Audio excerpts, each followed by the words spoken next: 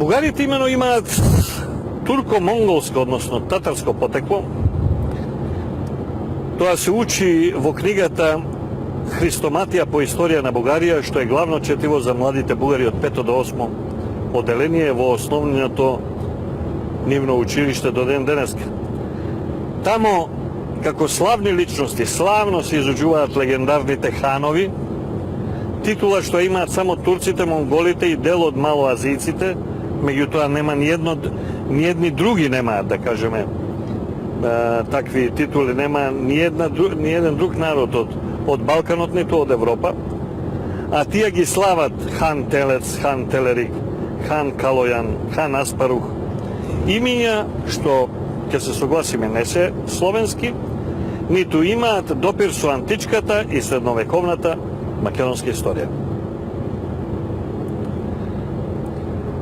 Во 15-тиот век, кога султанот Бајазид II го освојувал Балканот, многу интересно дека дал една наредба која, да ја парафразирам, гласи да не се прават зулуми врз бугарите, бидејќи тие им се браќа по крв.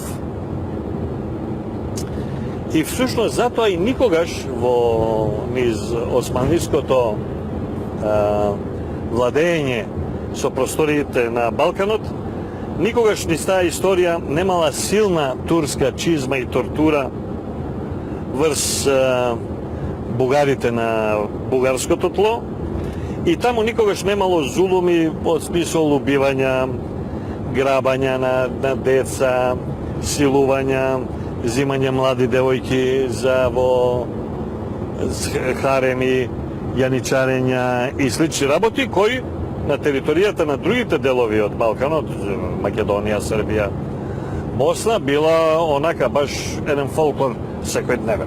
Интересно е и дека податок дека седиштето на Светскиот бугарски конгрес се наоѓа во Казан. Тоа е татарска област во Русија, а не е седиштето на тој бугарски светски конгрес во Софија. Например, седиштето на македонскиот светски конгрес е во Скопје. Зошто на бугарите седиштето на нивниот бугарски конгрес е во Сред Азија? Како си даваат право да атакуваат на оваа територија овде, кога не се од тука на градот на краиштата?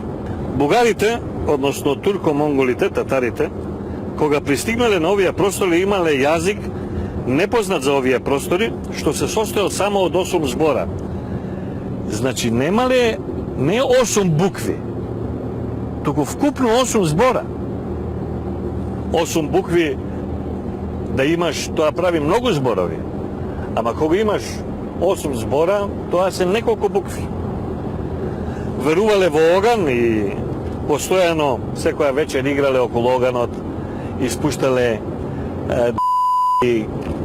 гласови, наликувале многу повеќе во тие танцови на колку да луѓе. Нивниот изглед бил исто така карактеристичен, биле ќелави, избричени, со опашка, репче, нели, подврзано позади.